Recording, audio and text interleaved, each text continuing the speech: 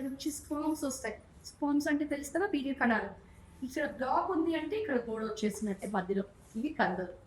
లేదా ఎగ్స్ కంప్లీట్‌గా తగ్గిపోవడం. అంటే ఎగ్స్ క్వాంటిటీ అనేది కంప్లీట్‌గా తగ్గిపోతుంది. దానివల్ల లేదా వీర్యకణమే తగ్గిపోతుంది కొంతమందికి. అంటే 10,000,000 కంటే తక్కువగా ఉంది అంటే వీర్యకణం పై వరకు బిడ్డలేవవి ఇక్కడే సగం పడిపోతాయి. కొన్ని ఇక్కడ పడిపోతాయి. 10,000,000 వరకు 15,000,000 ఉంటే లోపల వరకు ఎగ్ వరకు వెళ్తాయి అవి. వాటికంత శక్తి ఉంటది.